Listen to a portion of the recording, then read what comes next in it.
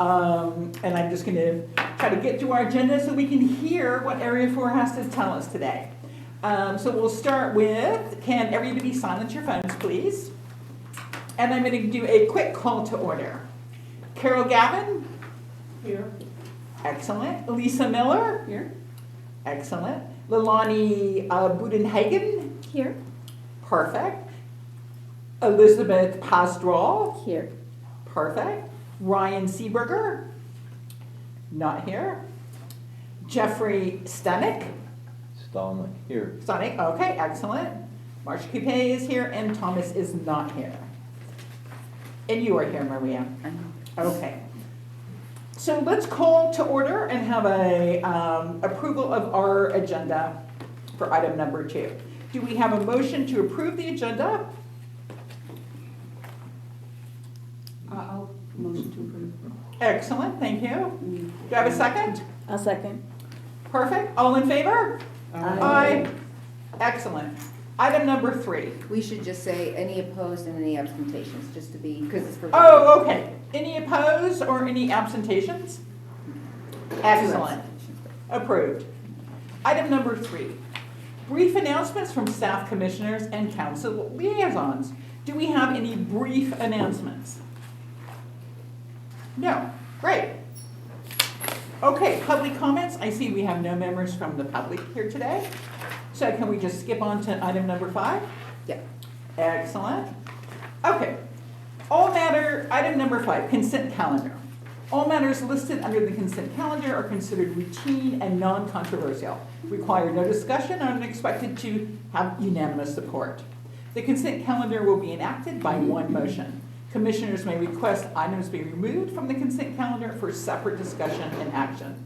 A, Senior Citizen Commission minutes from September 12, 2024. Recommendation, action item, and approved minutes. Has everyone had a chance to review the minutes? Yes. Excellent. Are there any questions? No. Great. Do we have a motion to approve the minutes? I move that we approve the September 24 minutes. Thank you, Liz. A second? I second. Thank you, Lilani. September 12. Yeah. Beg your pardon. All in favor? Aye. Any opposed? Any abstentions? Excellent.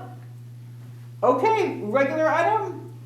Agency on Aging Area 4. Yay! And we have a ton of excellent handouts from you guys. So please enlighten us. Sure. So, is it okay to do it here? Do you prefer that we stand, whatever? Whatever's comfortable for you guys. We're very informal. Okay, if you all can hear me okay from here, I'll just go ahead and start the presentation from here. So, good afternoon, everyone. Thank you all for having us today at your meeting. My name is Jasmine Sanchez. I'm a case manager here at Agency on Aging Area 4. I mainly work with consumers in Yolo counties and Sacramento counties as well.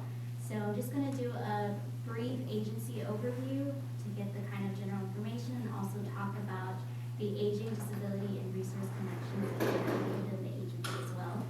So to start off, Agency on Aging Area 4 is one of the 33 Agency on Agings in California.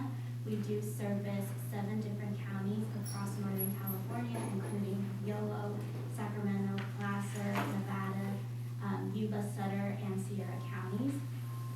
So what we do is we develop, coordinate, and fund different programs for older adults over the age of 60, as well as those with disabilities.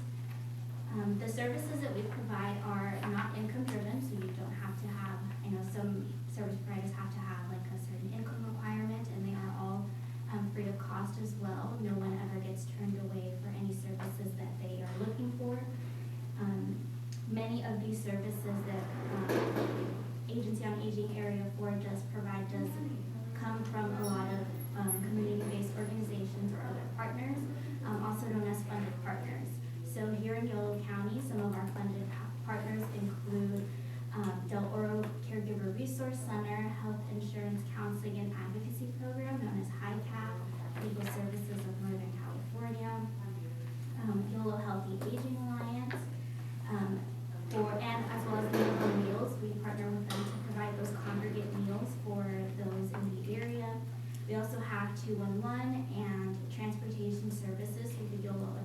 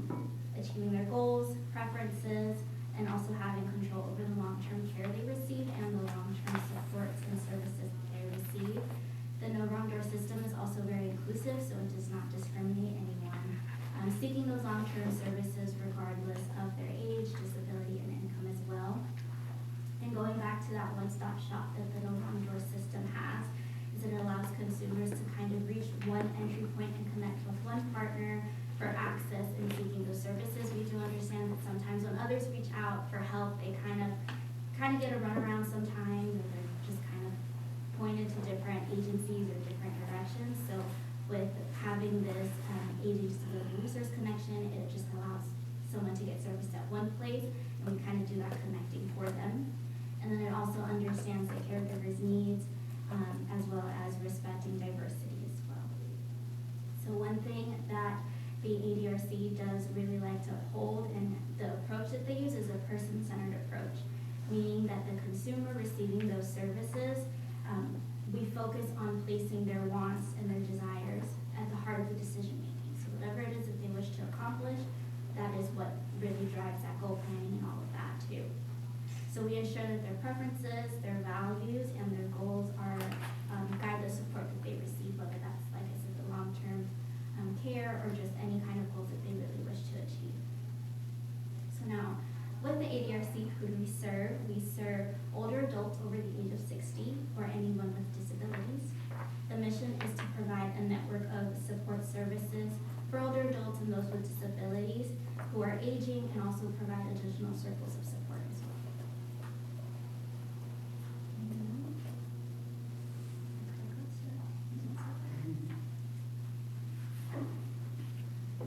Okay, so with the ADRC, we really do value collaboration. As I mentioned, we have in Yolo County and as well as different counties, we do have different funded partners. So the ADRC has core partnerships between the local agency on aging, as well as an independent living center and other extended partners. Here in Yolo County, it's us, Agency on Aging Area 4, Resources for Independent Living, which is our independent living center. We also have Yolo Healthy Aging Alliance and our core partner 211. These partnerships are there to seek to improve consumer access to services. And then we also do have different meetings. So for example, for the ADRC, there are 3 different meetings. There is an advisory meeting, which is held quarterly on the first Tuesday of every month. There is a steering committee meeting, and then there's also a friendly meeting. So the steering committee meeting is for those core partners that I mentioned to really discuss and kind of go over things, kind of see how that planning is going. The front line is for those who are directly working with consumers out in the community, kind of seeing what we can do to support. And the main one, the advisory committee meeting, is it is composed of several different representatives from various aging and disability service providers to do very similar things, come together, discuss what services are working, what can be resolved. And then also we have cross trainings. So those cross trainings are for those members or different organizations within the ADRC advisory committee to learn about one another, see what services they provide, how can one take a referral, how can we refer a consumer over. And then within the ADRC, there are 4 core services as well. So the first one is enhanced information and assistance. So what that is composed of is providing accurate resources and information, providing follow-ups, and also doing warm handoffs. The second one is short-term service coordination. That is usually for those who need to stabilize the situation, prevent unnecessary placement, and that is for any goals wishing to be achieved within under 90 days. The third one is person-centered options counseling. That tends to be a little bit longer than 90 days. It helps with supported decision-making, goal planning, and with that you're usually connected to a case manager as well. And finally, we have transitions, so from any hospital or nursing facility to your home, or the hospital or nursing facility back to community-based setting. And then to kind of tie it into the case managers that I was talking about, so kind of the work that we do is we really assist in connecting consumers to support. So whatever support they need, we provide information, advocacy, guidance, while using that person-centered approach, like I mentioned, really keeping their preferences and goals into that decision-making that they wish to achieve. And then lastly, how can you all connect a consumer or yourself get connected to the ADRC, or how do we even receive referrals? So there's a few ways. So the main place that we take referrals is through our intake line, which is 800-211-4545. That number is included in the service directory that you all received. With that, they are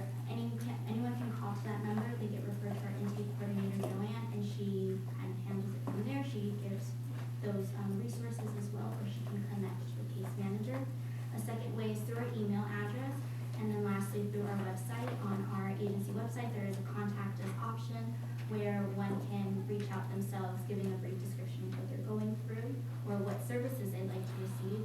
From there, a referral is made to the appropriate person.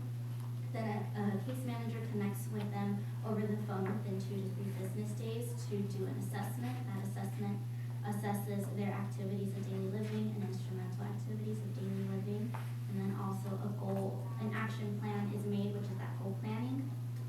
We also have, additionally to the case management services, we have a CalFresh coordinator. She isn't an eligibility coordinator, but she can do the pre-screenings with anyone looking to do that, or maybe contacting the county. She can always help do that too.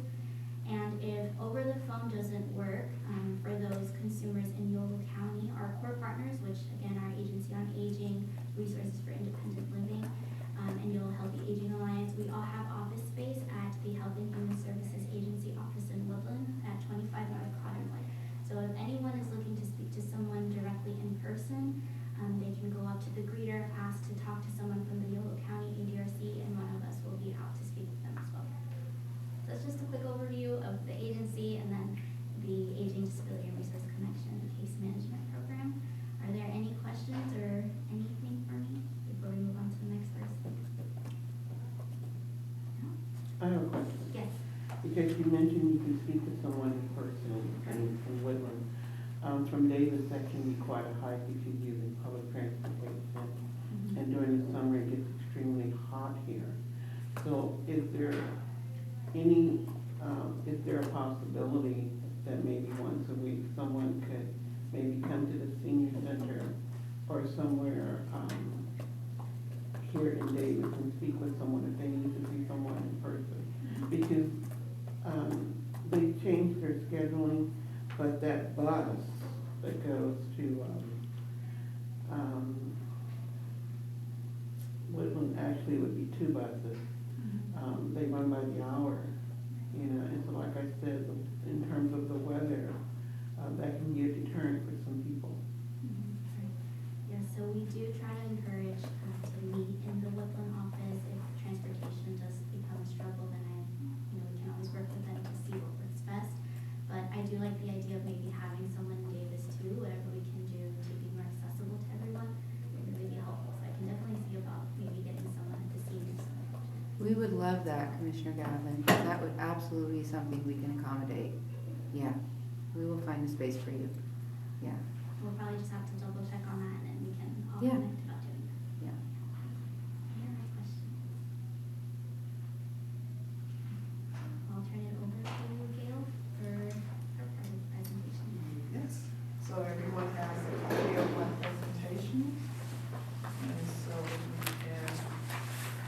I'll start with, my name is Gail Samuels. I'm the Key Connection Coordinator for the Agency on Aging Area 4.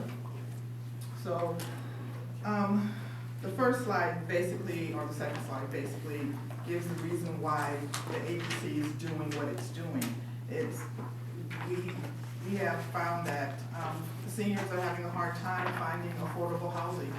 And sometimes, to build is maybe not the question, is to seek out available housing that's already here, and that's rooms for rent. There might be seniors within the community, just people that are able to rent a room and help a fellow person out. So that's what the agency is doing, is they're attempting to find rooms for rent and encourage seniors and others to take that opportunity to lower their costs when it comes to housing. Okay, so our next slide. So our goal is to standardize room rentals as affordable housing, social connection choice for not only older adults, but for all adults. So not only affordable rents, but seniors are in need of social connection. Plain and simple. And some seniors have contacted our program just for social connection, just for social interaction with someone, because they're becoming isolated. And so the program is working twofold. affordable housing, and for the social connection part as well. So what is co-living? Collaborative living, co-living is the intentional living arrangement between two or more adults to share a home. A home provider offers a room for rent in their home or apartment. A home seeker rents a room in a home provider's home or apartment. Our next slide. What does Key Connections Co-Living do? We list rooms for rent. We screen participants thoroughly, make personal introductions, facilitate rental agreements, provide ongoing support. Why co-living? Well, co-living increases stability and social connections, efficient use of existing housing, keeps county workers local, allows aging in place, and affordability. What co-living is not? Co-living, Key Connections co-living is not emergency housing. It's not short-term rentals, not an in-home health support, not income-based, and we're not a property management company. Gail, Yes. I heard you give this talk this morning too. Can you elaborate a little more on what you mean both by not emergency housing and not in-home support?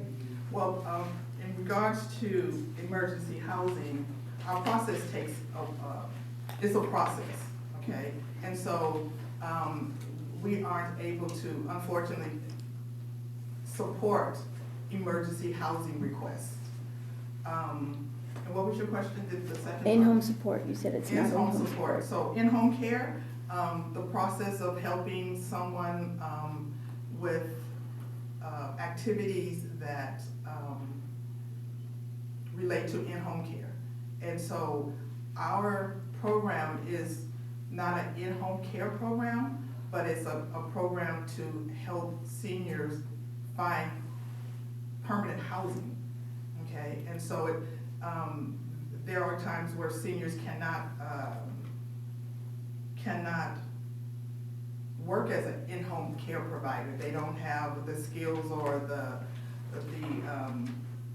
wherewithal, the strength, you know, to do that. So it's not a requirement of the program for that. We want to provide seniors with a safe home and allow them to live their lives in that home the way that they would like to. So participants need to be able to provide their own self-care. Their own self-care, yes, yes. I mean, there are situations where we have service agreements where a home provider might ask that a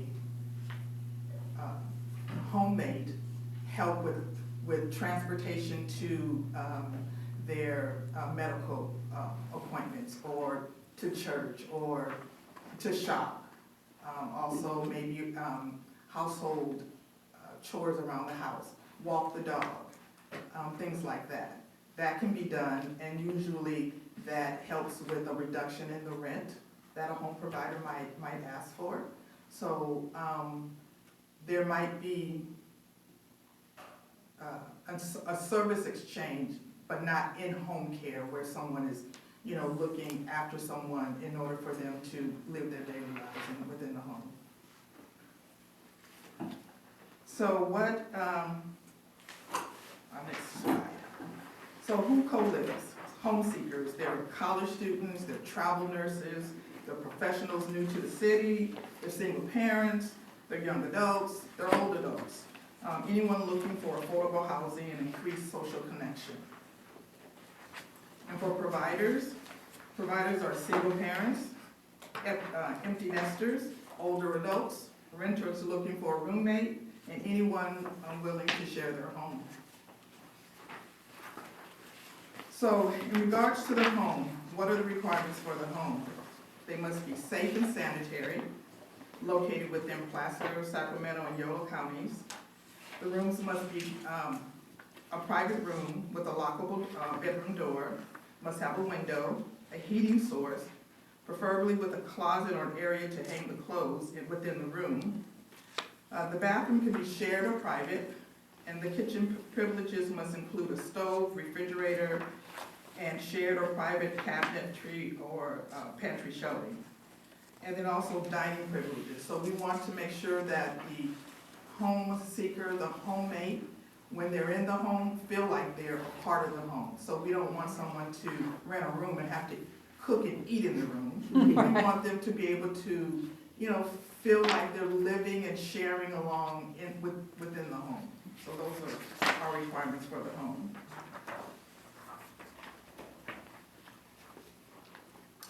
And we touched on this earlier, so co-living arrangements, there's two kinds. There's the straight rental arrangement where there's no request for a service exchange.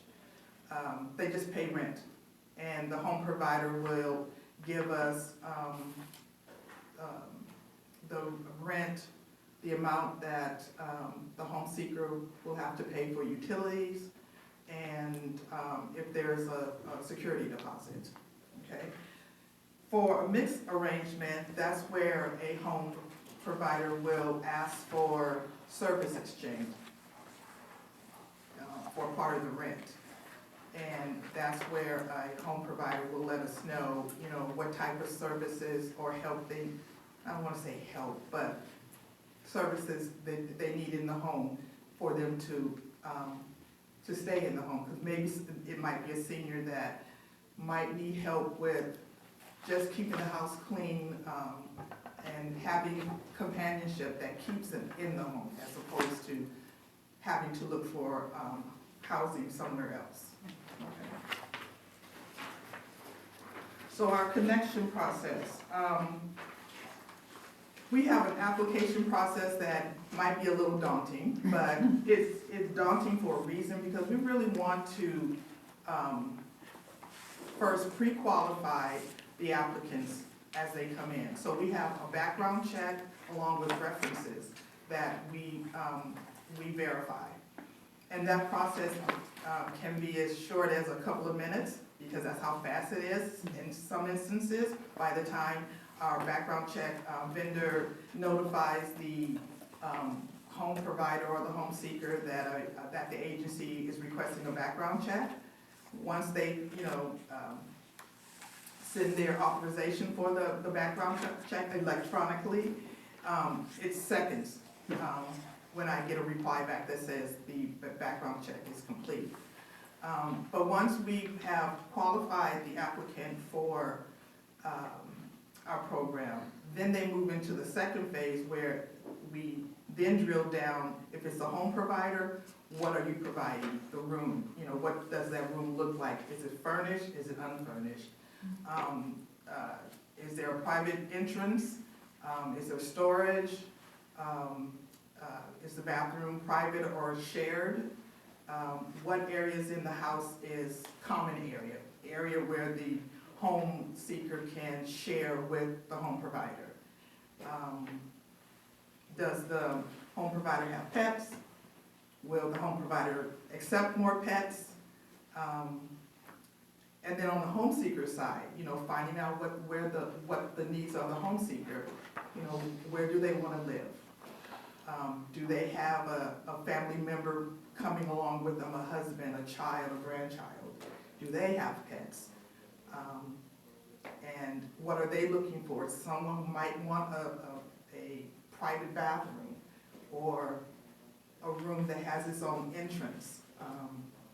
Or maybe they need to be located near a bus line.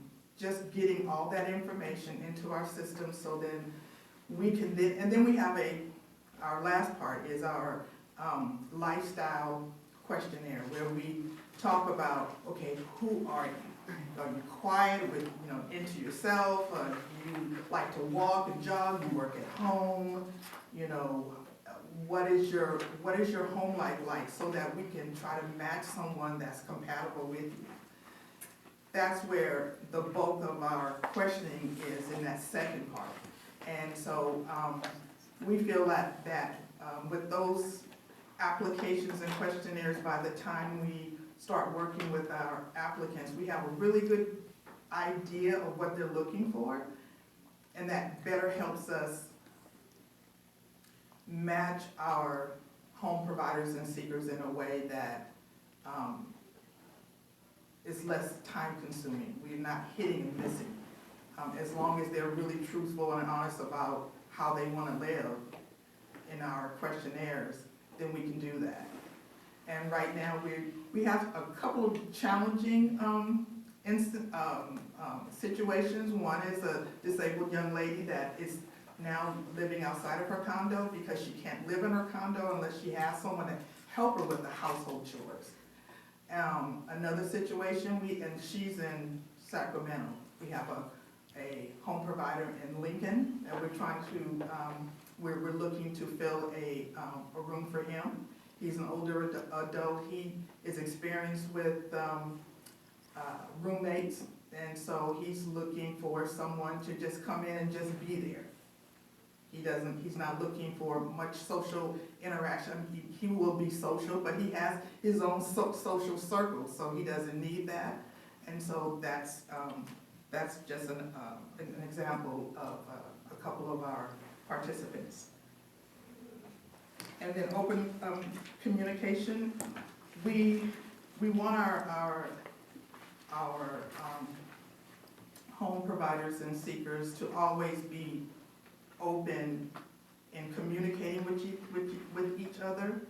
And if they need assistance from us, they're always open to come to us to help them move through any difficulties that they might experience in their co-living. Then the co-living agreement. So once a home provider and a home seeker has agreed to co-live together, there are two important documents that they will complete. One is the co-living agreement, and that's where they talk through themselves one-on-one about how they're gonna live together. You know, who's in charge of the toilet paper? Do we pay for it together?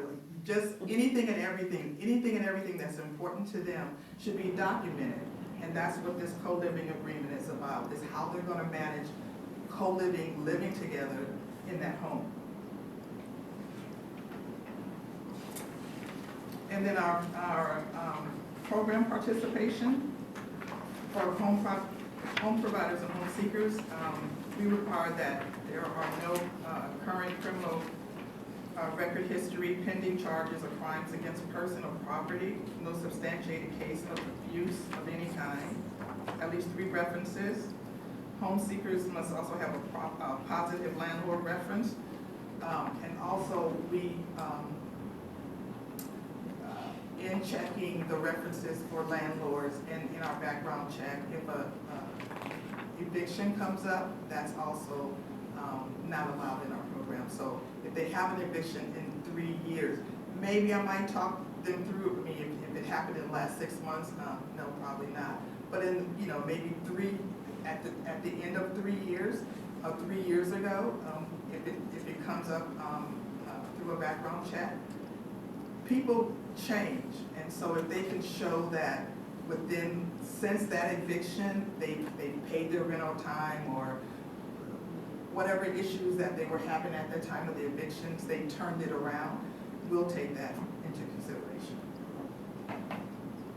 And then identification, of course, they need to somehow identify themselves to us, their ID. And then how do they apply? Well, they complete all our applications. They must pass background check.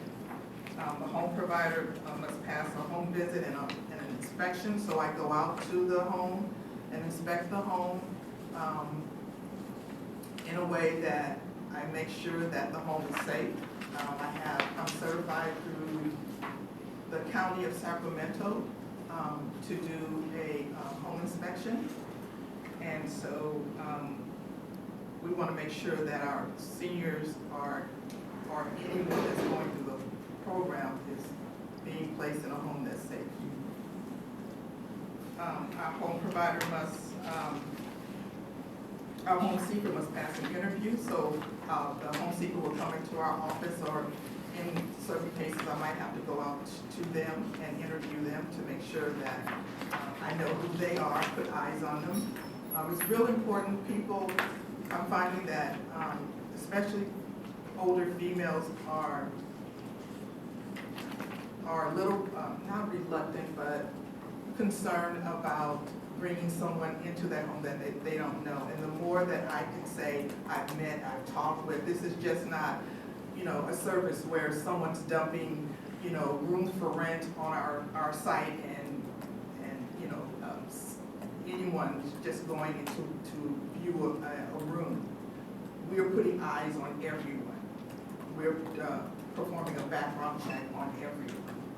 And so I'm hoping in that method of doing things, it brings some not comfort, but some relaxation to, you know, they are doing their job in providing a background check. They're talking to these people before I talk to them. And that's one other point is that when we make a match, a connection between a home provider and a home seeker, they decide whether or not they will talk to the other person. I don't say, you know, you two, this is what it is, you have to talk to each other. No, they get to read a little profile, a little blurb about each other. They decide whether or not, yes, I'll talk to John, yes, I'll talk to Sarah. They talk to each other. If they want to then meet and the home provider wants to allow the home seeker to view the home seeker comes over and views. If they would like for me to be there to make that introduction, you know, I can do that. But it's their choice along the way. Nowhere am I then telling, you know, either of them that they have to co-live together. It's their decision. And then applications are available by email, mail, or at our office. And the program is free to all participants. And once a connection is made, we provide continual support.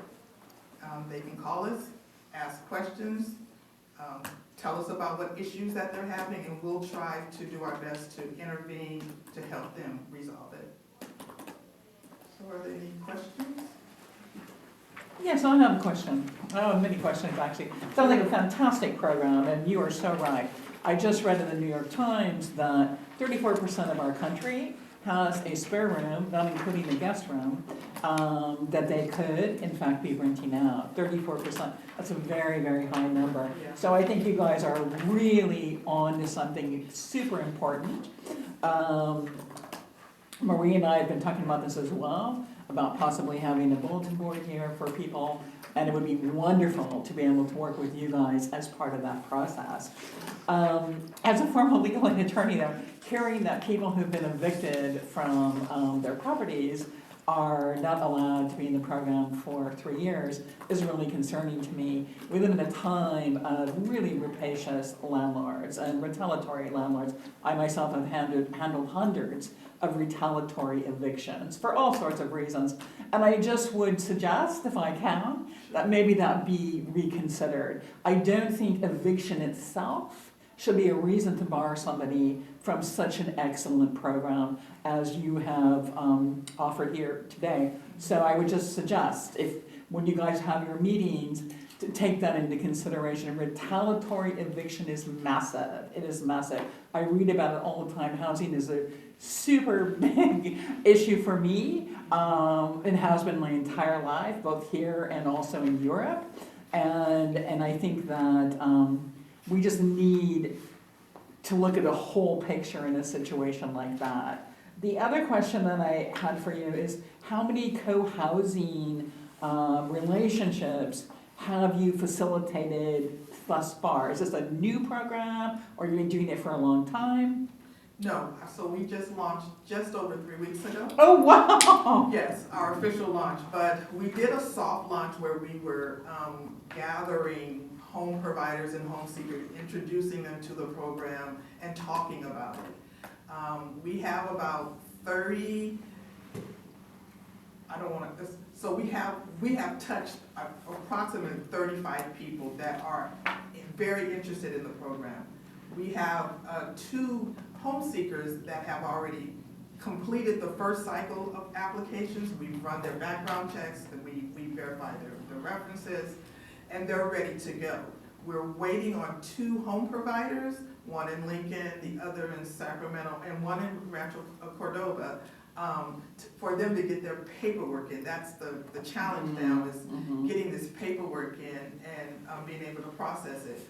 But we are very, very close to making a connection, that getting, you know, two or more people together to co-live. It's exciting, it's a lot of work, but it's promising, it really is. And so, yeah, that's where we are right now. So 3 weeks in officially. Wow. Yeah. And how are people finding out about this program? Word of mouth right now is from our intake. They're calling in, and Joanne is a whiz. She can sell you anything. So if you call in about, you know, CalFresh, she'll start talking. She just a natural conversation. And if she finds that, you know, someone has a need for housing or wants to rent a room, or you know, would like to look into the program, she sends them my way. But then there's flyers out. We all, you know, take flyers of the programs and distribute them, and just word of mouth right now. And getting out to make presentations, yeah, and our website. So we have. Do you have anybody, Gal, on your team that handles the media, that handles working directly with the media, like say getting KCRA out to you guys and interviewing you about this program, that kind of mass publicity campaign? Well, we have I'm not sure of her title, Julie Beckner's title. Communication specialist, I think. Okay, all right, yeah, so she is who I work with for my brochures, my presentation, anything that needs to, we need to present as an agency outside of the agency, we go through Julie Beckner, yeah. Great presentation, thank you. This is really helpful and so timely. Thank you. Yes, I have a quick question. Oh, who did? I have a quick question. Oh. yeah. Oh, yes, Maria, of course. Just quickly, are you basically everything right now? The caseworker, the mediator, the everything? Or you're a team of one? yes, I So did. hence a soft launch, because you really can't be in flux with like 200 people all at once to try to. I would love for that. You to love that happen. problem, Yes, yeah, I yeah. would, I Got would. it. But right now, yes, it's just me. Got it, Yeah. thank you. Yes. Hi. Okay, so do you have goals for what kind of interagency partnership, support, or outreach you're seeking? What would be helpful to help your program get off the ground from external members of the community? Well, being able to make presentations, put out flyers, receive and help with applications, you know, if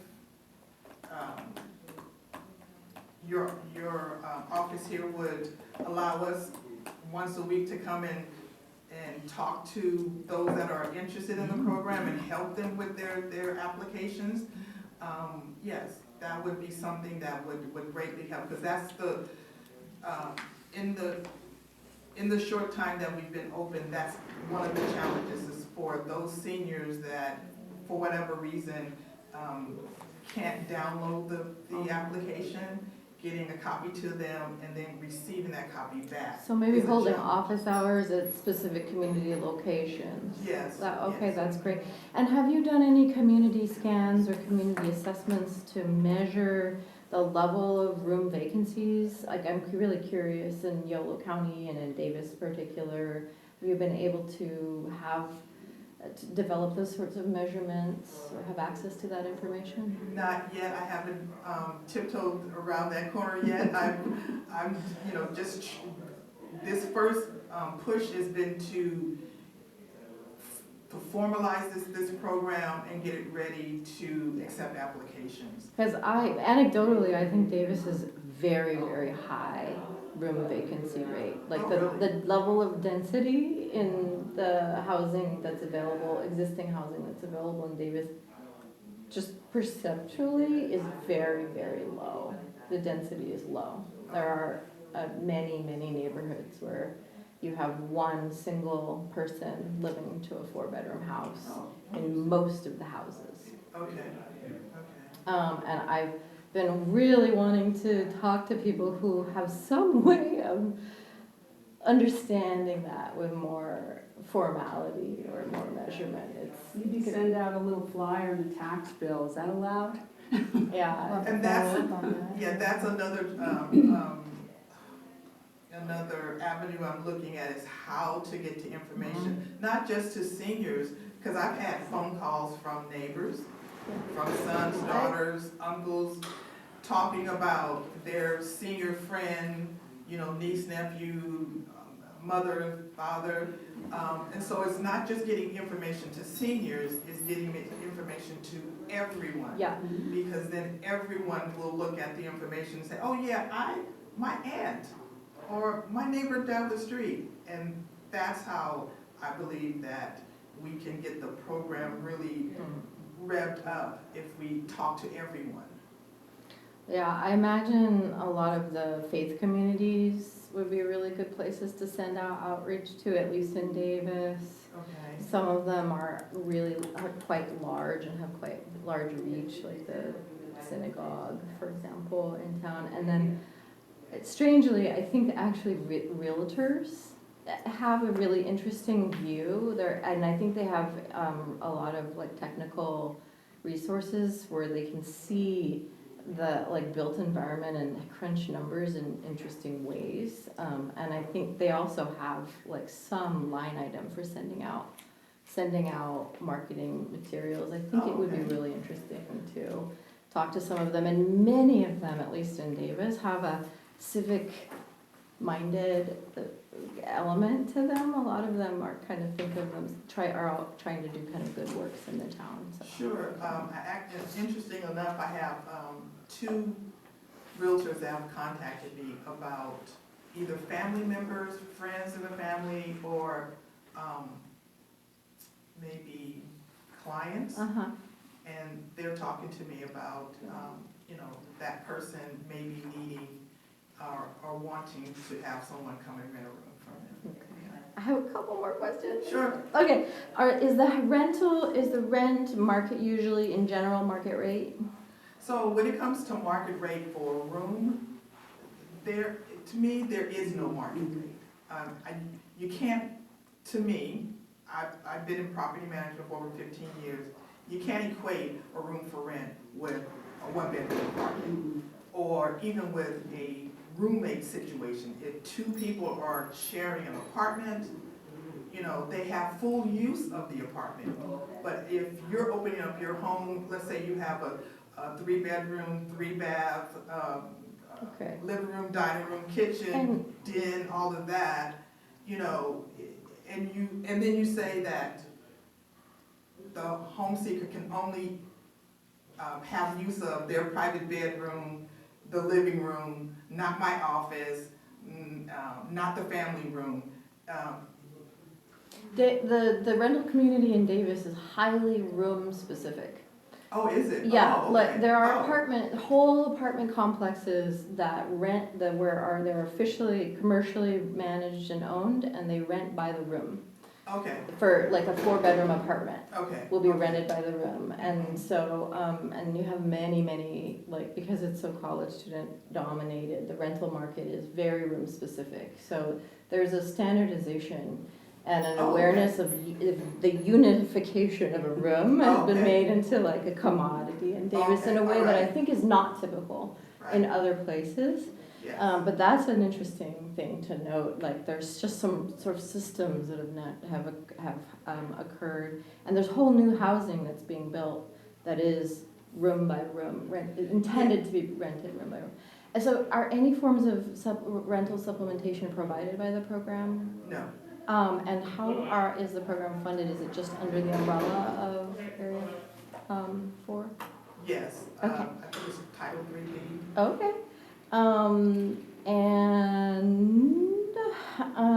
I guess my last question was just about what's your plan for how much oversight and facilitation to continue to provide to the housemates?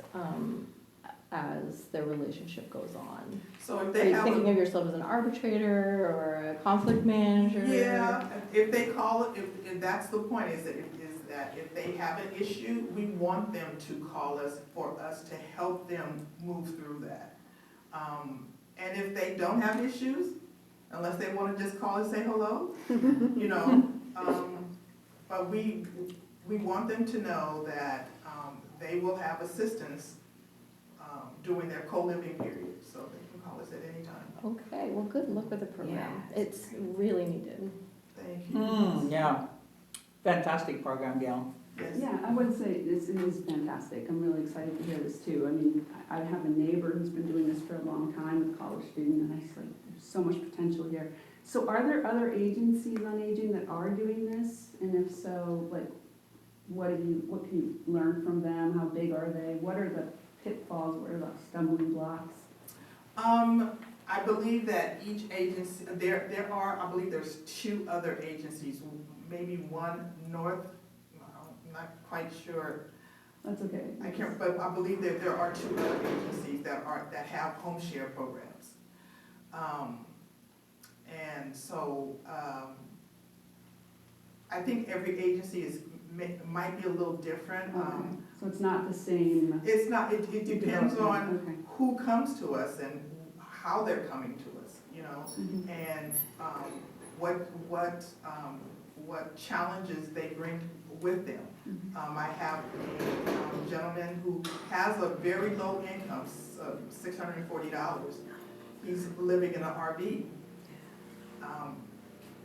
We're not emergency housing, he knows that, but he's willing to wait to see if he can get something. So we're looking to see if we can find him a service exchange where his rent is reduced by, you know, household chores or things of that matter that would help him be able to afford housing.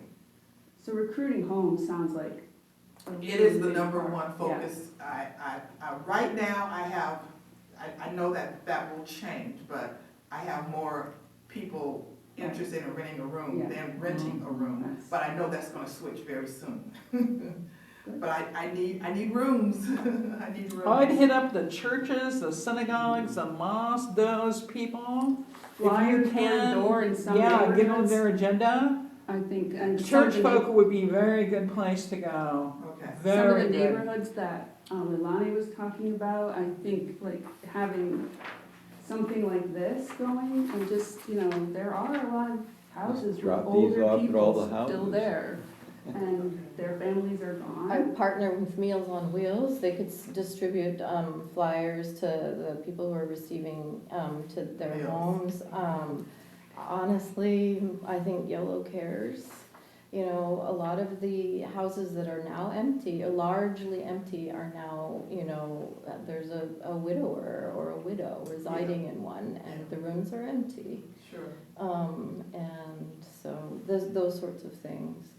But I almost think that I'd love to be having this conversation in like 40 years, right? When this is more of a convention. I think there's, for the older adults who are living alone in a large house right now in this community, it's a really unfamiliar idea to share space Sure. and have overlap with people that they don't know. And I think what's needed is culture change. Yes. And so some of the conversations need to happen now with people in their 60s, so that those people will be ready or have friends or know about It'll and be think normal, about yeah. yeah, that's right, but when the moment comes later. Right. Thank you. Oh, one more, yes. First, I would like to suggest that you can connect with Dana Bailey here in Davis. She's the Director of Social Services, Okay. and they work on housing. It's one of their specialties. Okay.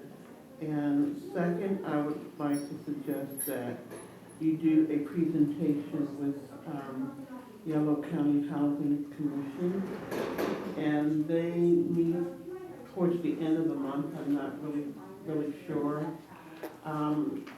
what day it is, but I do know it's towards the end of the month that they meet. Because with the commission, you would have a representative from many of the cities in Yellow County, like West Sacramento, Davis, Woodland, and a couple of others, maybe Madison or, but anyway, the commissioners come from different cities throughout Yellow County. And there's, if I can get your card, there is someone who's well connected with churches and outreach and with very much into housing people.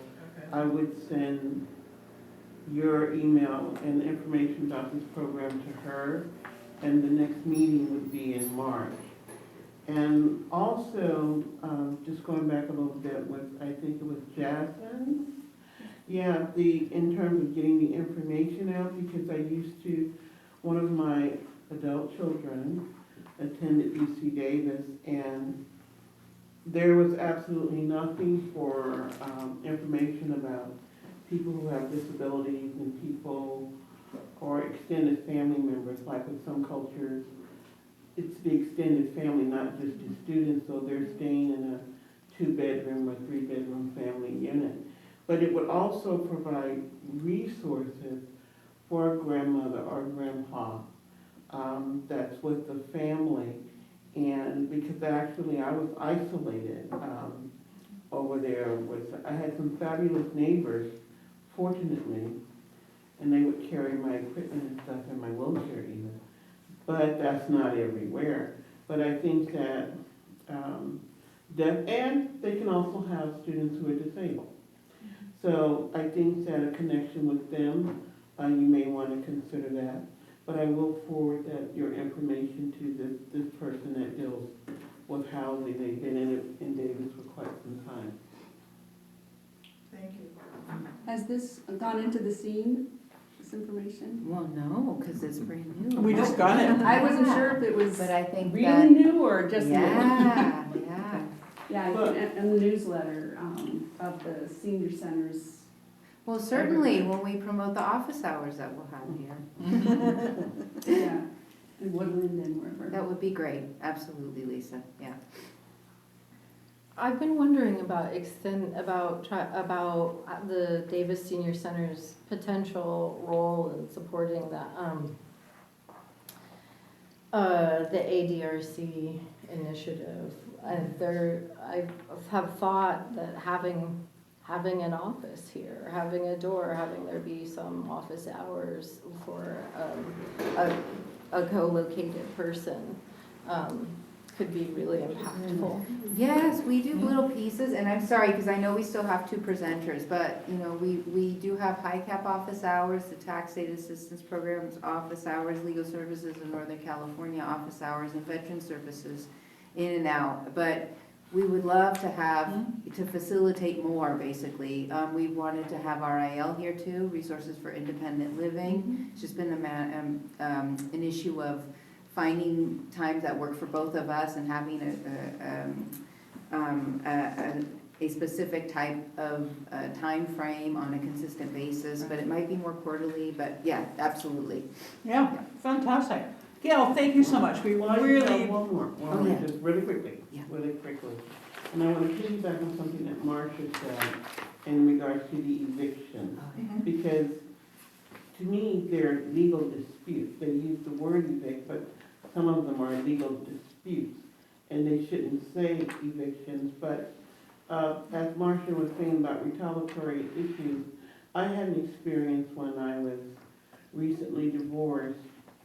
And my children were very young, and I got assistance with the rent to move into this apartment. And 5 days after I was there, I was given a 30-day notice. And what happens is, this was a shady person, but what happens is most people would not have the money to move. And so then the deposit, they get to keep it. And so I was not going for it, you know, after being in a divorce that went on for 2 years. learned a thing or two. But what happened was, I was able to move before the 30 days was up. And I was able to return an attorney and won that case in arbitration. But for many people, that does not happen. And so, so I was thinking about that, and I can understand why you look at evictions, but there's a story behind each one. And I think there was legislation passed to say that can't be considered. But at the same time, as you were saying, you want to try to get a feel, and people may not bring it up because they may not know how to explain it because they've been hurt, so many emotions are tied with that. But it's something I would say kind of go with well, some people are very good at giving a good impression, but, it's shady too. But just tread lightly on that one thing, because that law firm from my case has 52 clients, because people have been through something similar. Yeah, so our program has contacted the Legal Services of Sacramento, and we are working with them to make sure we have our, ducks in a row. Mhm. And when I do hit something like that, I plan on talking with an attorney to make sure I'm following law, to make sure that I'm doing the right thing. So in reviewing applications, especially when they come up with, evictions and criminal background information, yes, I will be taking caution to make sure I'm doing the right thing for the right reasons, because we have to protect the home provider as well. Mhm. But also, I don't make the last decision. It's the home provider. Right. So the application, the background checks, the references will all go to the home provider. But if for chance that someone does have an eviction and we still approve them, it's still up to the home provider to say yes to that person. But for all the right reasons, we will give them guidance on that so that they're making the right decision, the right legal decision. Great, thank you, Carol. Thank you, Gal. Any more questions? Matthew? Great, I'm gonna sneak up here a little bit and move my chair so I can see everybody a little bit better. Well, my name is Matt Roloff. I am the lead regional ombudsman for the agency. Before I get into some of the history about the ombudsman program, I just wanted to give a definition of what an ombudsman is, because a lot of times when I introduce myself as an ombudsman, I get the puzzled looks and what are you trying to sell me? So essentially, it's a Scandinavian term meaning voice of the people. And so the government in Scandinavia wanted to have an independent legislative or government branch that was independent from any other party or any other government agency, to be able to hear voice grievances and concerns from the people. And so that verbiage translated to our program. And when I introduce myself as an ombudsman, oftentimes I will just say I'm a resident advocate. And people seem to really understand that a little bit better than an ombudsman. So back in the late 70s, it was determined in long-term care that the regulating agencies and licensing agencies really weren't able to address some of the quality of care, quality of life issues that were happening in long-term care. And so the regulatory agency, they are the enforcement agency that just looks at the black and white. Is it a deficient practice? Is it a citation? And they realized that they were missing a lot of things, especially surrounding resident rights, because that can be sometimes a gray area. And so they developed a pilot program in 4 states to allow individuals, volunteers at that particular time, to go into skilled nursing facilities and provide advocacy for individuals in these particular settings from more of a collaborative method than an adversarial. So the Ombudsman program was successful in those pilot programs, and then through the Olmstead Act, it was nationalized. And so the Ombudsman program is a national agency, a national program. And then it's up to each individual state to determine how they're going to implement those particular services. And so here in California, Ombudsman services are through the PSAs. And I'll speak a little bit more about the structure of our agency, but I just wanted to make sure that the committee knew that somebody here in Davis could access the Ombudsman services the same as somebody in LA or even a different state. Okay, so it's a mandate that every state has an Ombudsman program. How they're implemented state to state will vary. Okay?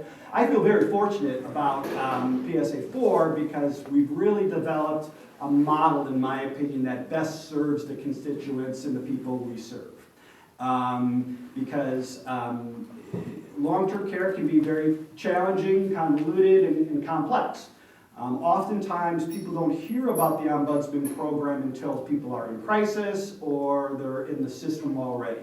And so, how we've created our agency is that we have regional ombudsmen as well as volunteer ombudsmen who help cover the whole 7 counties. And so you folks might be familiar with Randy Denning. He is the regional ombudsman for Yolo County, and so he's my counterpart. My area of coverage is Auburn, all the way down through Rockland and Granite Bay. So there are 7 regional ombudsmen who cover the 7 counties of responsibilities, with then a volunteer program to help supplement some of the activities that we provide. So with the Ombudsman program, there are 3 legs to the stool that perform our services, and that's advocacy, and as Jasmine had indicated earlier, we are a resident-centered advocacy agency, meaning that the residents they're my boss, they call the shots in regards to what services they want, what services they don't want, because sometimes families might want something different for their loved one than what the resident is expressing, or the facility or the physician might think that they know best what they want for that resident, and the resident disagrees. And so once again, it's always generated through that resident-centered focus and consent. We don't do anything without consent from either the resident, the responsible party, or the conservator. So, and I'll get into a little bit of how that interplays with some of the services that we provide. So advocacy is the first leg. The second leg is education. Coming out to senior centers, educating long-term care facilities, educating families and residents about what their rights are and what resources are available to them is another leg of our stool. And then last is empowerment. A big tool in our toolbox is self-empowerment, giving the residents the tools that they need to be able to self-advocate, because they're the ones who are living in these facilities 7 days a week, 24 hours a day, and so we want to make sure that they have some resources to be able to access when we're not around. So some specific services that we provide are identifying, investigate, and resolve issues of neglect, abuse, and resident rights violations. That is the bulk of our work. And so as I had mentioned about abuse, and there's some abuse pamphlets here, ombudsman brochures, as well as my business cards for you to review and pass out. If you need more, we can get you some more. But one of the things about being an ombudsman is that ombudsmen are not mandated reporters, unlike some of the other healthcare providers. They are mandated reporters. So the rationale behind that is so that if a resident is frightened or scared or not sure if they want to report a family member about financial abuse because they don't want their loved one to go to jail, we can work with them on giving them community resources that can help support them, help protect them, so that when they are ready to make that decision about, yes, I'm ready to move forward with this, they have the tools necessary to be able to self-advocate for themselves, and we can be there to help support them in those very difficult and challenging times.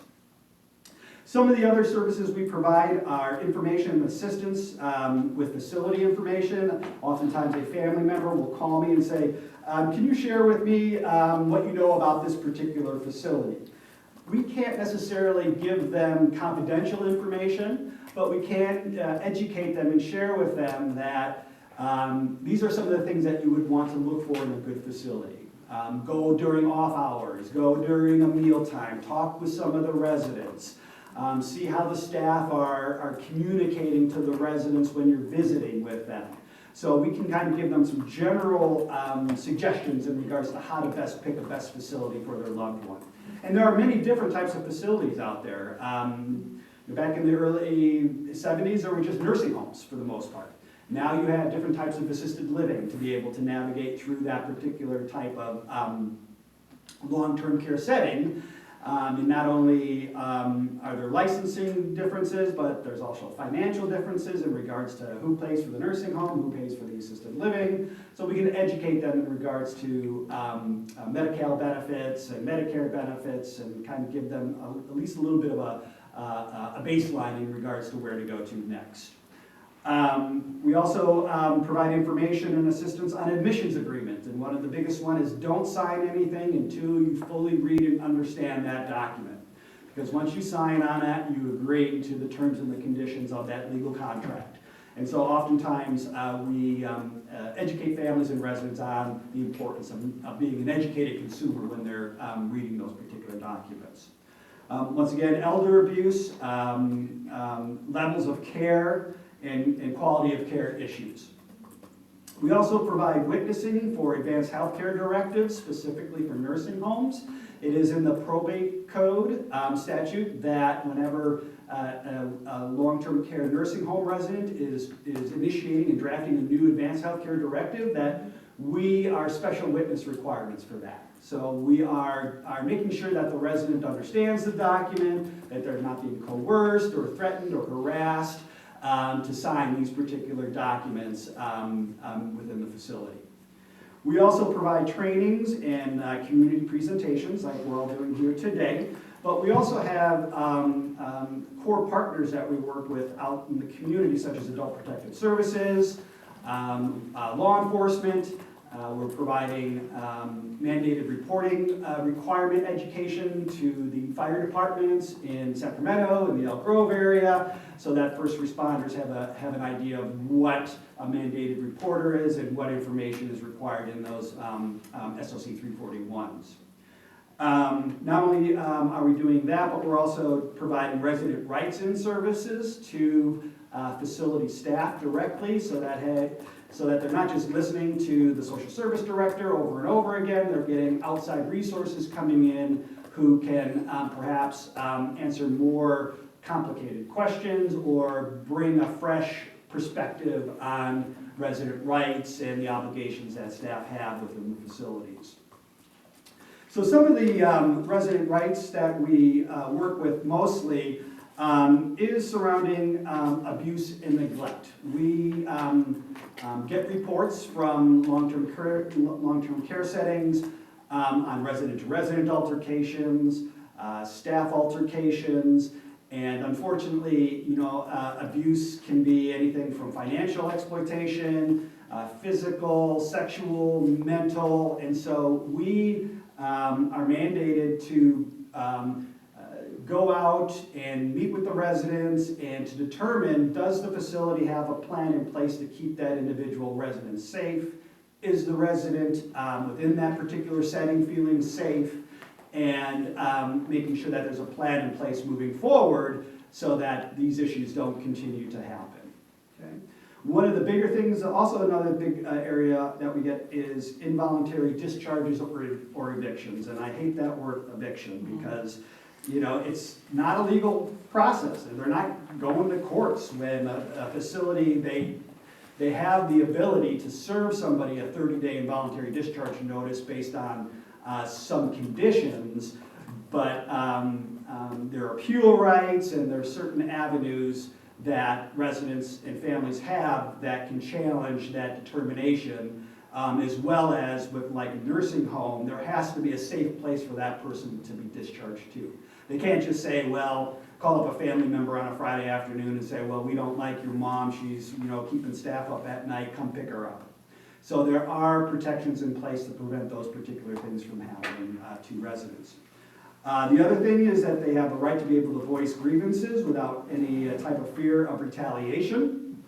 And some of the ways that residents and families in the community know about our agency is that every licensed facility has to have a poster that has our contact information on there, as well as some brief information about what an ombudsman does, and so that they can call the 1-800 line, which is kind of the structure of our agency. Is a lot of calls come in through the 1-800 line, and that gets triaged to the appropriate regional ombudsman, who then will go out or contact the complainant for further investigation, further information to help resolve those particular issues.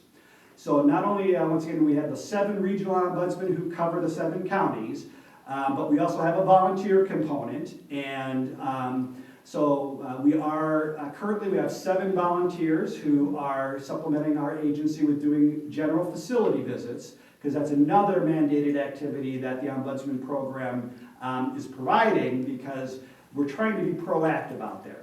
That's a mechanism for our agency, our name, and our recognition to be identified is through these routine access general facility visits, where every quarter we're mandated to get into every licensed skilled nursing facility and every RCFE, residential care facility for the elderly, the 6 beds all the way up to the 100+ beds.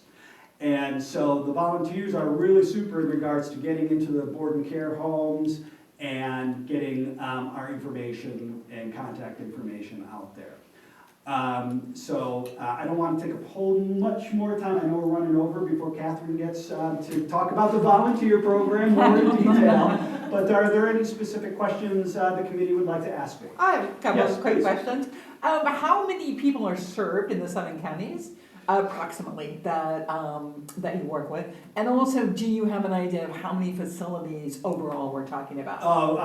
We do. We have it all down to the numbers in regards to the number of beds in each county, how many residential care facilities there are in each particular county.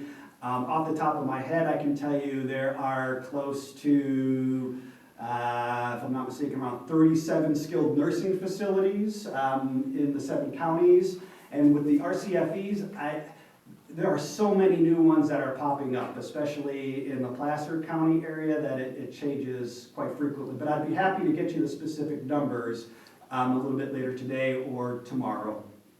Do we have an idea of how many people are being served by all of these places in the 7 counties? It goes by beds. So to answer your question, yes, but I want to make sure I give you an accurate number instead of just giving you a guess. Because I just specifically work in Auburn and Placer. Got it. Thank you, Matt. Any more questions for Matt? Yes. Yeah, are you finding that there's a difference in skilled nursing facilities?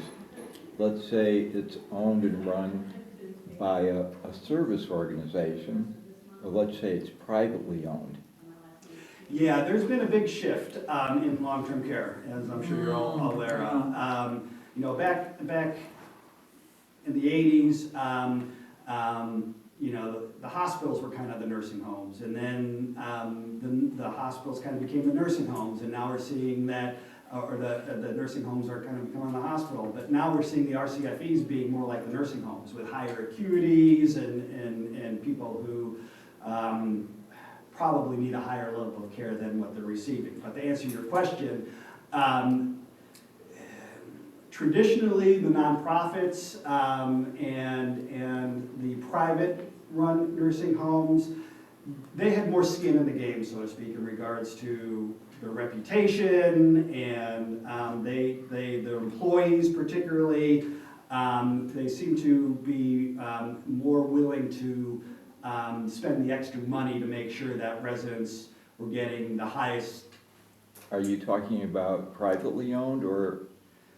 When I talk about private, I'm talking about like the mom and pops, the smaller types of facilities. In my opinion, they seem to cater, particularly in the rural areas, they seem to be more in tune to the residents. Now we're seeing big corporations coming in who are driving the financial piece of it. And with that, unfortunately, they go in and they start cutting activities. They start cutting staff. They start getting food services from a lesser quality vendor, so to speak. So to answer your question, unfortunately, we do see that when a bigger corporation comes in, that the quality of care does seem to diminish. Any more questions from it? Yes. I have a question. I'm just curious. I mean, I think it's great what you do, and I don't know how you do it in a lot of ways, particularly with navigating a resident, right, as your boss. But how do you deal with their cognitive capacity and filtering, getting your head around what's happening, for example? I mean, I had an example. I had an intern in my class who said that she had observed, for example, a level of care dispute where a resident was being encouraged or pushed into a higher level, so memory care, when it wasn't clear that that was actually needed now, but that's probably a higher paycheck for the place, right, if they get pushed into that. So what would you do if somebody contacted you and said, hey, they want me to move to this and I don't want to? Do you Well, do an they have the assessment? basic right to be able to stay exactly where they're at. Okay. You know, and They didn't that's sign something on the dotted line that says if you can't pass this memory test, you're out? exactly. And then the onus falls on the provider Okay. to determine why they can't meet the needs of that particular individual. And then they have the ability to, especially in RCFEs and nursing homes, to challenge or appeal that determination with California Department of Public Health or with community care licensing in regards to, is it an appropriate discharge to a different particular setting. So I try to work. It's within the facility. Right, so Okay. so I try to work directly with, once again, getting consent from the resident if they have the ability. I'm not a clinician, so I don't say, yeah, you have capacity or you lack capacity. I look for, does the individual have the ability to make an informed decision about those particular choices in their life that are important to them? So by how do you do that? So you ask them. Just a conversation? Yeah, you have Okay. an interview, conversation. Do they understand the risks and the I benefits? see. Do they know alternatives Yeah, that's a associated tough with thing it? to do, what you're doing though. Pardon me? Isn't that tough? It can be, because especially if somebody is clear in the morning, but, sundowns maybe later on in the afternoon, so you try to, figure out from family or from the provider, hey, when's the best time to be able to communicate with this resident? How do you communicate with the resident and try to, not reinvent the wheel, but get their information so I can best help serve them. So particularly in regards to advanced healthcare directives, it gets a little sticky because physicians, they just write orders about that, they lack capacity.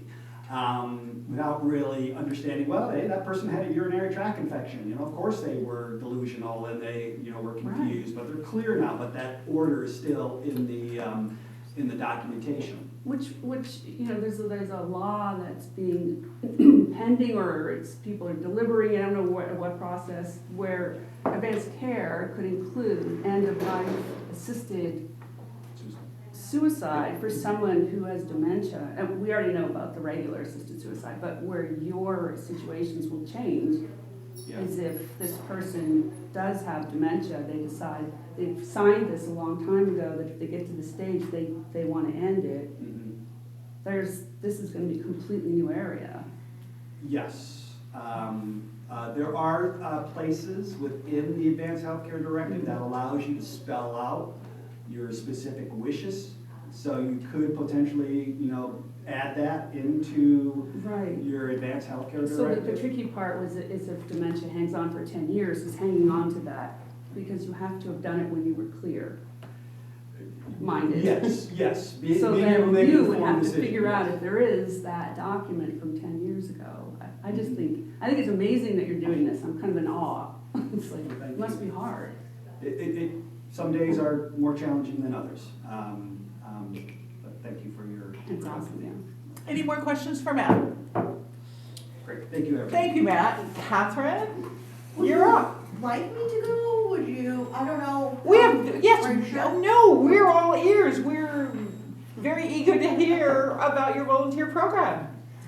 So it's great that Matt went first, so he can explain the long-term care ombudsman program a little bit better than I can, probably a little bit better at this point.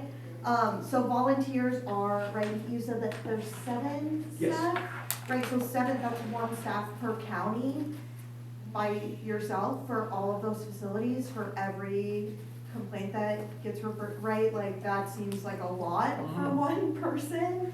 And so that's why volunteers are really important, so that they can come in and support the staff, so that the staff can make sure that everybody is getting the support that they need, that everybody has the time that they need to find solutions to each and every problem. So I'm relatively new to the agency, and really building the volunteers for the ombudsman program is like one of our larger goals for the next at least a couple of years, so that we can make sure all of the staff members who are doing these very specific, like, situation by situation work days, right? Like she was explaining, like, how do you navigate? There's so many variables for each instance that we want to make sure that the staff members have trained and competent and willing and enthusiastic volunteers who understand the importance of that role, who can support the staff, but who also understand, right, that it really means something when you're a volunteer and you're giving your time to someone. Not that, right, in a perfect world, everybody would be paid for everything that they do, but I find that personally, volunteers just have a little bit of that extra sparkle when it comes to, like, I'm giving you my free time because I'm invested in your experience, I'm invested in your care, I'm invested in the things that aren't going the way that they should be or the way that you want them to be, and that's worth it for me. I found that is like a big part of why volunteering makes such a difference in communities, is because of that intentional aspect of it. I'm giving my free time because I want to be here to help you, and I want to make sure you're getting what you need. So the long-term care ombudsman program was a big reason why I ended up wanting to work here in the first place, because I do think that that makes such a big difference. So just to add on to that a little bit, right there, they help with expanding the reach, the volunteers do, and with accessibility, and they can help increase the advocacy impact while supporting the staff that is so well trained and so dedicated to this very large area of service that we're serving. So a couple other programs that we have that use volunteers, we do the Meals on Wheels program for Yuba and Sutter County. So those are volunteer drivers. We have volunteer drivers delivering anywhere between, I would say, like 75 to 100 meals per week to the consumers who are in those areas. That is an easier volunteer ask, right? Because it's very instant gratification that you're getting to interact with people. You get to see the impact that you're having, right? You're giving them food. That's one of the best things to be able to give to somebody. And so it's probably one of our more successful volunteer programs at this moment, because it is such an instant gratification when it comes to that ask.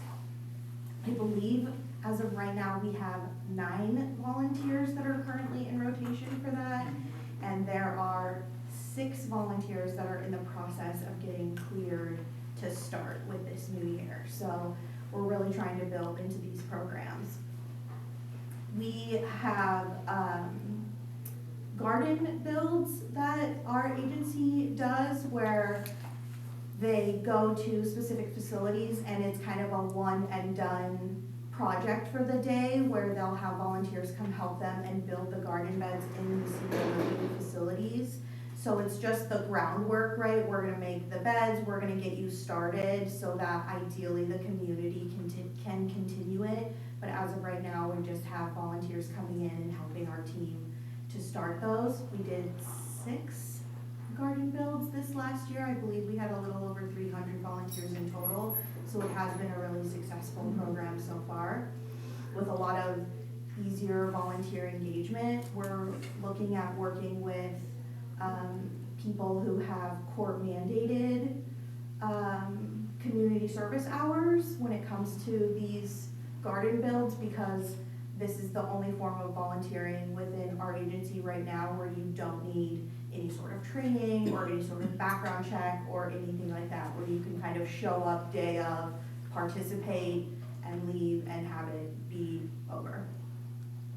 We, again, lots of different programs, lots of volunteers. We have a program where volunteers can learn and be certified to lead exercise programs. It's called a bingo size program, where they would then teach a class twice a week for about 6 months, and they can go to different facilities. It's on a rotating schedule, what facility is getting what classes. And the new program that we are currently in our soft launch for and working towards a hard launch in March is a Caring Callers program, which is a reassurance program for the consumers that we have. So I believe previously we had tried to start this program and it never really was able to get off the ground, but a lot of other agencies I found have successful versions of this program where it is just sort of like phone a friend reassurance, where you're getting a phone call once a week to talk to somebody who's invested in what you want to talk about and wants to listen to whatever your experience is. I'm really excited about that. I just started getting to do the matching process when it comes to that, and it's just been really exciting for both the consumers and for the volunteers, because it seems it's kind of an easy way to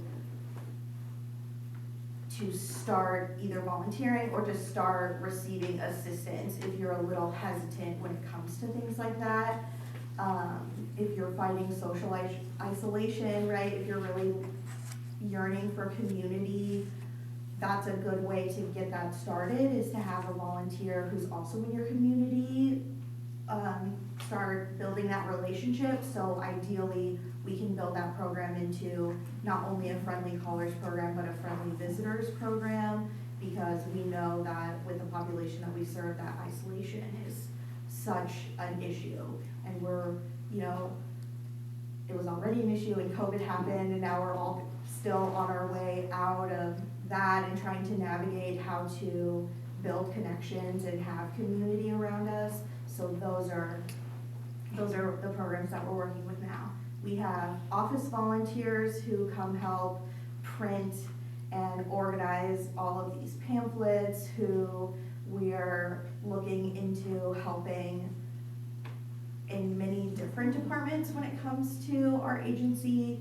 I think that the first office volunteer that they've had in a while started a couple months ago, so everybody's still kind of warming up to the idea of how helpful volunteers can be and how beneficial it can be to not only the person that they're working with directly, but to everybody in the agency, and we're really excited about it. So that's quick and easy of our volunteer programs right now. Thank you, Catherine. Do you have questions or comments for Catherine? I have a quick question. First of all, I loved everything you guys have shared with us, but one word keeps just like hammering me, and it's the word consumer that you've all used quite a bit in referring to what I would call clients. And I'm just curious, are you like told to use the word consumer? Because it's quite a capitalistic word. I mean, I think it kind of belongs over here with the oligarchy, if you don't mind me saying that. Aren't these your clients versus consumers? I cannot answer that. I'm relatively It's new. for all of you. I just picked up the lingo. Yeah, it's for all of you. For me specifically, we use the term resident because that's, they're not patients, they're not consumers, they're not clients, they're residents who are living in these particular licensed facilities. Oh, they're So- also clients. They are. It's a respectful word. Well, yeah, I'm not gonna disagree with you, but I'm just saying with our, because it's based on like resident rights, that's codified language in the Right. state statute that refer to as resident rights, not client rights. Well, I'm gonna read every single thing that you've given us. I have a question. Yes. For Catherine, I really like the supportive callers program, partly because I think it also serves to provide a volunteer opportunity for people who might be older adults or a person with disabilities where they want to have engagement and they want to Absolutely. provide assistance, but it's hard to do that outside of the house and to have logistics of travel. And I can imagine there are, that's sort of like a reciprocal kind of volunteership. And there may be it makes me think about other ways to try to create accessible volunteer opportunities because it can be so nourishing for someone Right, socially and emotionally to give. right, right, absolutely. To provide and give to others. I've had a couple of older adults who have talked to me about volunteering for that program. I have 3 different college students who are between the ages of like 18 and 20, who have never volunteered before, who are just kind of trying to navigate how to be an adult, who have volunteered, who are like, I know that I don't know very much about life or have a lot of life experience, and so I'm looking to learn some of that. And so it's been pretty all-inclusive when it comes to who is interested in volunteering. People That's who have awesome. never, or people who are really involved. And I can imagine that you really want to, you have seats for all the people who are coming wanting to volunteer within your agency, and you want to keep them there, but it occurs to me that it's possible that there's a whole network in the region of volunteer coordinators or volunteer, program Oh, managers who absolutely. they're, a referral network is really kind of potentially in order. Is that Yeah. at all the sort of thing are those conversations or networks that you're involved in or you see a potential for building out? The potential for building out, Yeah. probably. I mean, if somebody fills out an interest sheet, or if they end up getting their information to me and they're saying that they want to volunteer, if what we're looking for doesn't meet your needs, I'm still gonna do what I can to help you find the right program, because you want to volunteer and I want to help you volunteer. So I do really try to stand by that no wrong door kind of policy and really try and do what I can, even if it's not just within like agencies that we have partnerships with, but sometimes we'll get people who do the volunteer application who live out of state for the Friendly Caller program, and so sometimes it's just being like, here's one in your state, or here's, but again, right, people have community service hours, whether they're court mandated, whether they be like class mandated, right, if you're in school and you have it for something like that, so we're trying to create opportunities for everybody who might need the volunteer hours. Is it currently within the scope of your position, or could it be within the scope of Area 4 to work with other agencies or institutions to help them build their volunteer programs so that they could receive older adults or people with disability? Like, if we're looking for engagement, and I'm not is sure. that something? I'm not sure. I would have to ask around and get back to you. I know that, again, they just had recently created this position with the agency. They'd had a volunteer coordinator for a little while with the Meals on Wheels program specifically, but I believe that this last year they kind of shifted it so that it would be an agency-wide position. And so I'm hoping long-term that it can grow to that. You have to forgive my mind going to a huge scope. No, I forget it. I like it. Some of us have really big ideas and some of us have smaller ideas, so I appreciate it. Okay, great. Thank you so much. Any more questions for Catherine or for any of the team? Okay, you guys, thank you so very much. We really appreciate this education. I have learned a ton today. And like I said, I'm going to read every single thing that you wrote and shared with us. I'm gonna be in touch with you and with you and with you and with you. Every single one of you had a component that I want to bring up in December. You just look for my call. Yeah, your timing could not be better. Could not be better. We've been talking about so many things that you brought to our attention today as well. Thank you all again. Thank you very much. Thank you. Is there a way I could get a hold of you so I can get you the numbers that you? Oh, yes, Matt, here's my card right here. Thank you very much. And anything, if you want to send it to me as well, I can send it out to everybody, but please send it to. And all. Information on these, on Yes. these chairs, do I need to take it with me or do you want the Thank you, extra? Matt. Oh, I would love to keep the extra. Okay, if that's fine. I okay. just- yes, Yeah, yes, we yes. will disseminate, thank you. Yeah, I could bring them door to door in my neighborhood. Yeah. Lots of empties. Yeah. Yeah. I was, Okay, team, we only have one more thing to wrap up our meeting today, and that is the outreach to senior housing communities for 2025. Maria has put together for us a list, which I hope everybody got, of places that we have done outreach previously. And Maria and I were talking about this just briefly before the meeting today. And we're looking at really not doing the outreach more than every third month, maybe even every fourth month, maybe just doing a couple a year. So we're all gonna put our heads together and come up with the best plan for that. We do have to go to super accessible places, and even Rancho Yellow can have a bit of a problem being accessible because the elevator's often broken, and you find that in a lot of places, you know, that have elevators and then they actually never fix the elevators. So that is something I have volunteered to take on, contacting the places that we decide as a group that we would like to put on our schedule. And get us on the agenda. So we're not even going to be starting this till what, April? Probably April, May. So we're going to be halfway through the year. So I should probably read the script, which I'm very bad at doing. Well, I've covered everything anyway. So do we want to do this 2 times a year? Off-site meetings 3 times a year? 4 times a year?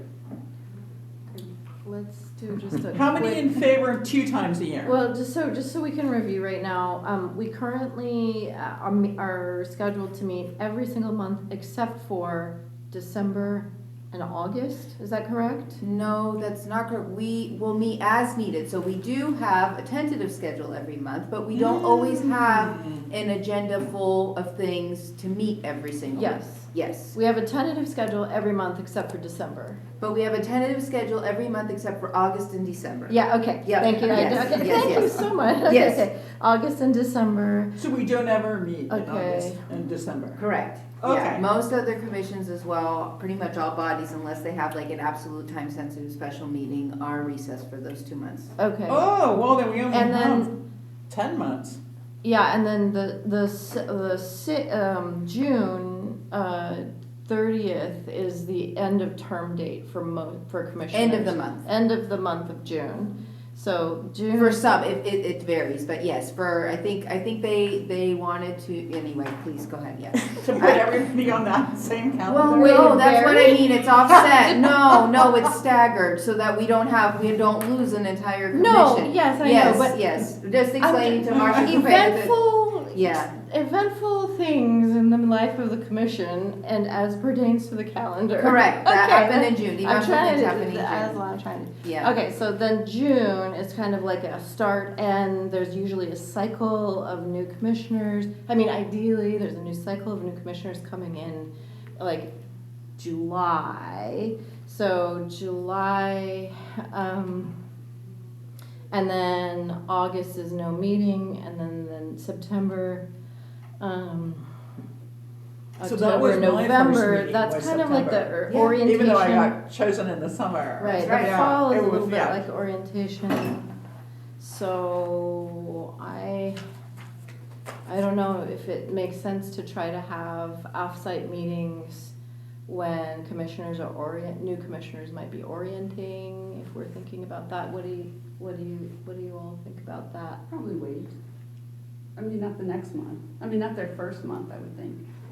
Yeah. Yeah, as a new person, I think it's really helpful to come here and just learn everything And have a here. meeting or two. Yeah, and see everything here. And that's why I'm thinking for this year, this is just for 2025, maybe we just do 2 off-site It's meetings.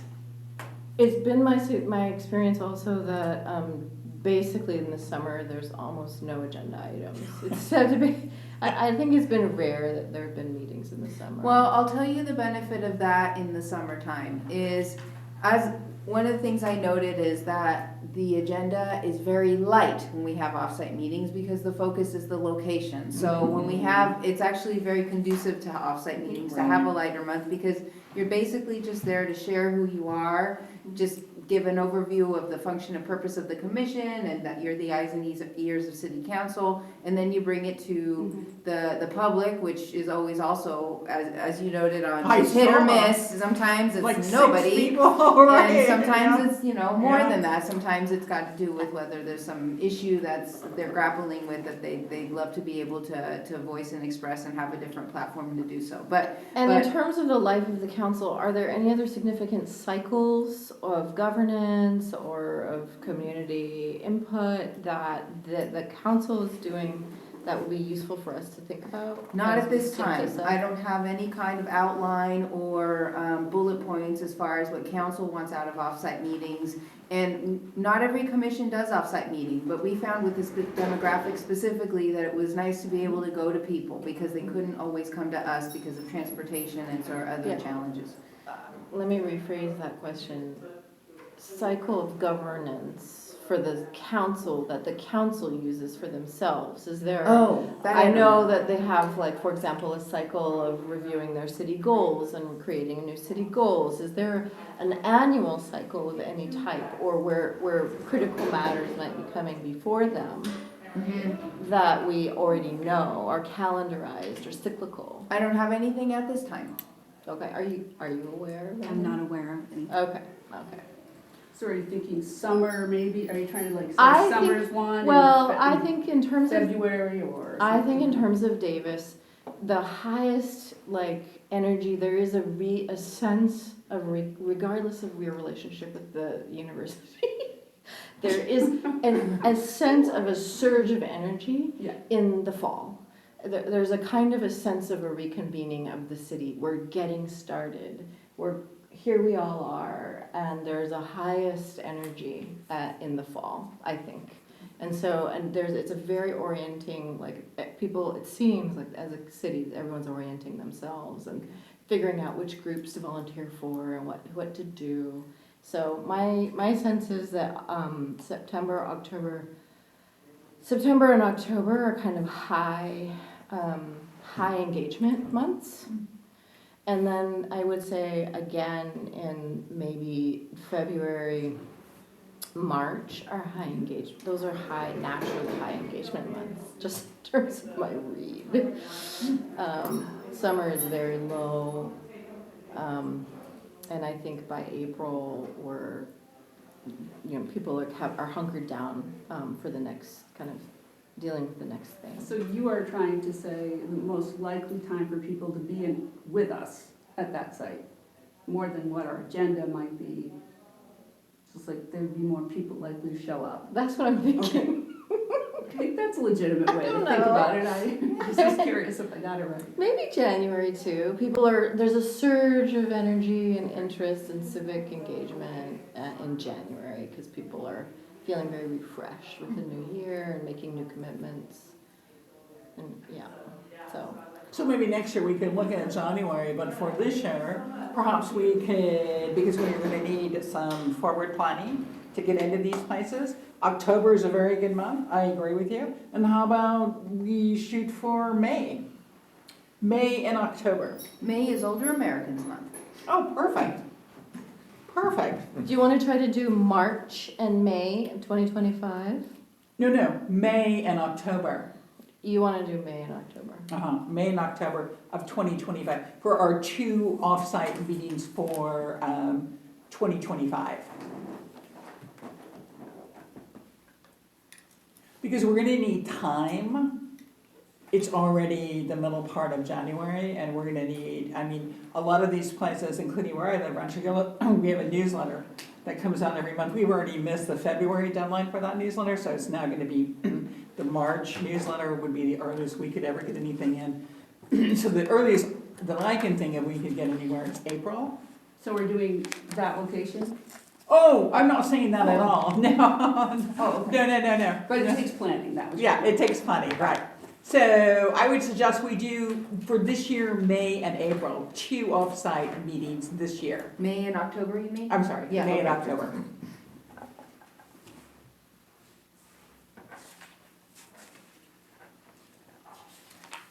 It's okay with me.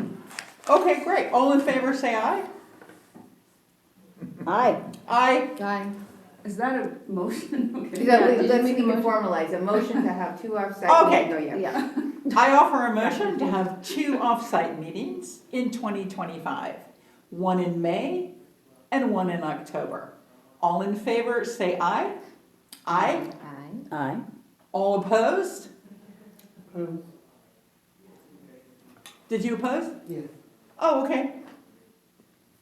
Do you want to talk about it? No. Okay. Well, the ayes carry it. Thank you. Does this off-site meeting, is it specifically the Senior Citizens Commission? We couldn't have any other commissions also represented? Well, no, I don't get to dictate what other commission bodies do. No, So basically, yeah, I just speak to our commission for The us, Social yeah. Services Commission would be helpful, if they wanted to do that. Absolutely. Their regular meetings, so this is basically our meeting schedule, second Tuesday of the month, going to a different location, and I don't know offhand what their commission regular schedule meeting is, but I will share that if we could look at, maybe I could talk to Dana about a future joint meeting, maybe the first joint meeting, if we were to have something like that where we had any kind of overlap. So I will talk to her about it, but for the purpose of this, it's just gonna be a straightforward off-site meeting at a housing community that we can check and follow up on which ones are available for those 2 dates, and then at our next meeting, we can decide which one we wanna go to first. Or if you guys are comfortable with Marcia just deciding the 2 locations, how would you feel about how to engage with the housing community? Well, You I have a thought strong that preference of I how. thought that this conversation was going to extend to a broader consideration of types of community locations. It And can. not be, even though the existing list that you distributed is exclusive to senior housing.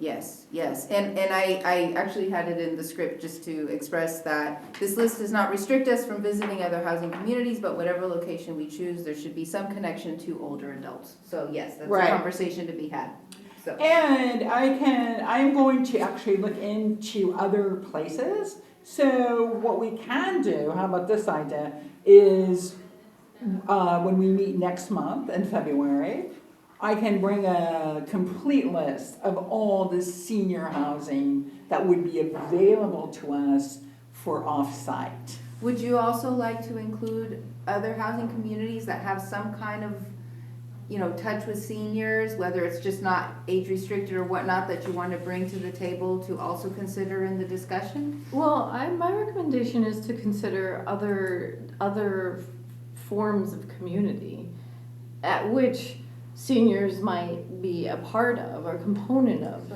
such as I mentioned before the synagogue. I think the synagogue, our local synagogue, Bet Havarim, for example, or some of the other larger faith communities, the UU Church, for example. We can think of those locations and the leadership and membership as being kind of one of the many circles of constituents in the city, at which there are seniors and who don't necessarily readily engage with us or have an existing, you know, identity or relationship. And so if we think about this as a form of outreach, as well as creating a forum for listening, then I think really diversifying the way we think about where we go is a good idea.